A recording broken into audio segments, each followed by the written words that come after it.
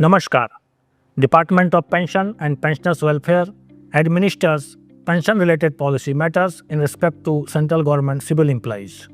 Fixed medical allowance, that is FMA, was introduced for central government employees on the recommendations of the 5th Central Pay. दोस्तों नमस्कार, स्वागत है आप सभी का इस चैनल पे। दोस्तों देश भर के लाखों पेंशन भोगियों के लिए बहुत ही बड़ी खबर आ चुकी है।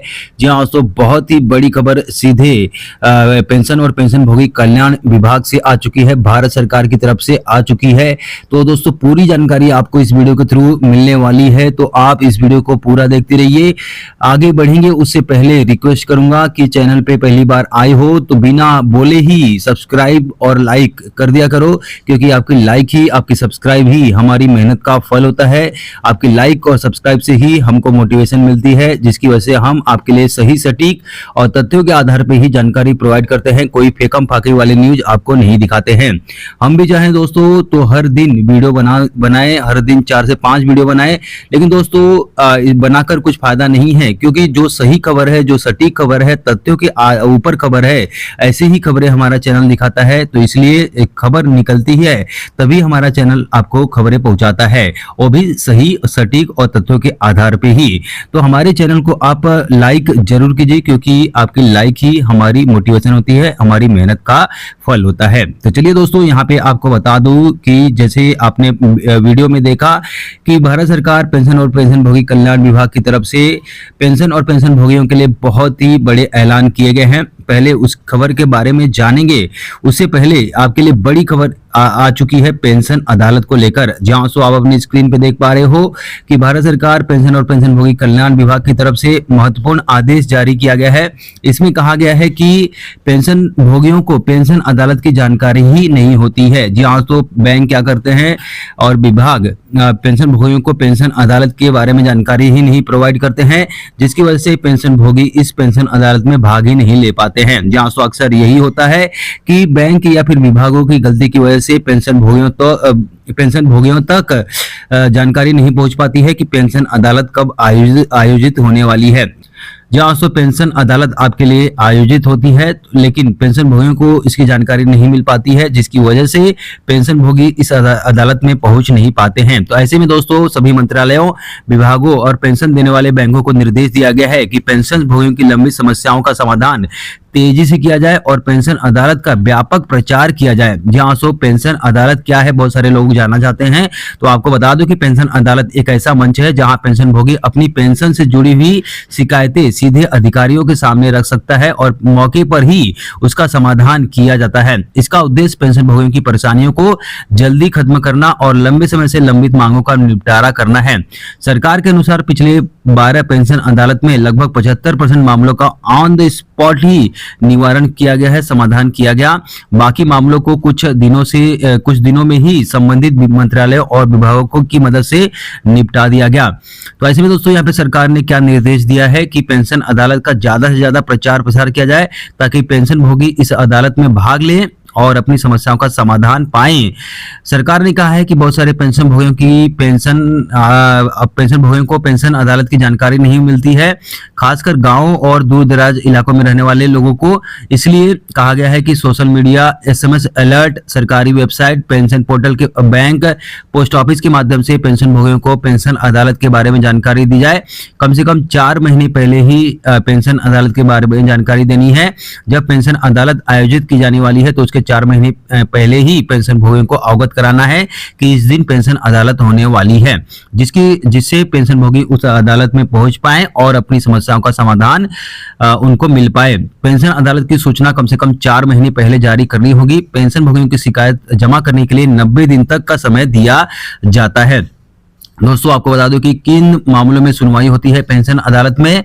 तो पेंशन अदालत में केवल व्यक्तिगत पेंशन शिकायतों पर सुनवाई होगी, जैसे कि पेंशन शुरू न होना, एरियर भुगतान, फैमिली पेंशन की समस्या, PPO से जुड़ी गलती, बैंक द्वारा देरी हो रही है, DA और DR से संबंधित भुगतान, ORP से रिलेटेड भुगतान। किन मामलों में सुनवाई नहीं होगी, चलिए आपको बता दूं कि कोर्ट में चल रहे कानूनी मामले, नीति पॉलिसी से जुड़े हुए मामले और उत्तराधिकारी जैसे विवाद पेंशन अदालत में सुलझाए नहीं जाते हैं।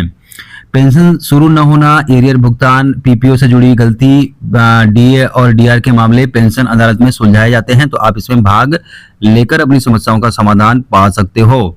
इसमें कहा गया है कि जो अशिक्षित पेंशन भोगी हैं तो वे अपनी सुविधा के लिए अपने परिवार के सदस्य को ला सकते हैं, या फिर ऑनलाइन के माध्यम से या फिर ऑफलाइन के माध्यम से वे इससे जुड़ सकते हैं।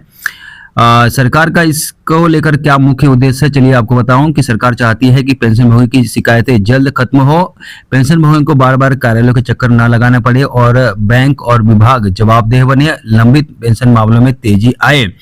यह फैसला उन लाखों केंद्रीय पेंशन भोगी के लिए राहत भरा माना जा रहा है जो वर्षों से अपनी पेंशन, एरियर या फिर फैमिली पेंशन की समस्याओं से परेशान है। अब सरकार ने साफ कर दिया है कि पेंशन अदालत को ज्यादा सक्रिय और जन सुलभ बनाया जाएगा ताकि हर पात्र पेंशन भोगी तक इसकी जानकारी पहुंचे और शिकायतों का समय पर समाधान हो पाए। तो बहुत ही अच्छी पहल है सरकार की तरफ से, पेंशन और पेंशन भोगी कल्याण विभाग की तरफ से। वहीं पे दोस्तों दूसरी बड़ी खबर आपकी फिक्स मेडिकल अलाउंस को लेकर आ चुकी है, जहां से फिक्स मेडिकल अलाउंस यानी कि एफएमए को लेकर बड़ी खबर आ चुकी है। डीओडब्ल्यूपीडब्ल्यू पेंशन और पेंशन भोगी कल्याण विभाग की तरफ से यहाँ पे जो है बताया गया है। क्या बताया गया है, चलिए पहले आपको वीडियो दिखा देता हूँ, उसके बाद आपको बताता हूँ कि इस वीडियो में क्या बताया गया है। Department of pension and pensioners welfare administers pension related policy matters in respect to central government civil employees. Fixed medical allowance, that is FMA, was introduced for central government employees on the recommendations of the 5th Central Pay Commission by OM dated 19/12/1997 for meeting medical expenses that do not require hospitalization. Initially, FMA was paid to the pensioner at the rate rupees 100 per month. Presently, FMA at the rate of rupees 1000 per month is paid to pensioner or family pensioner residing in an area not covered by CHS and not availing OPD facility under CGHS. Pensioner, family pensioner residing in areas covered under CHS are not eligible for FMA even if not availing any facility under CGHS. Option to avail CHS facilities or FMA is obtained from retirees who will be residing outside CGHS areas at the time of their retirement. FMA is paid by pension disbursing bank along with the pension or family pension through the PPO. Pensioner has option to switch over from CGHS to FMA or vice versa once in lifetime. A pensioner or family pensioner is required to request the bank in Form 2 for discontinuation of FMA or shifting of his residence to a CHS area or for availing OPD facility under CGHS etc. while continuing to reside in an non-CHS area. Bank will issue a certificate in Form 3 to pensioner or family pensioner regarding discontinuation of FMA. After getting the certificate from bank regarding discontinuation of FMA, pensioner or family pensioner may apply to the CHS authorities for availing CHS facilities.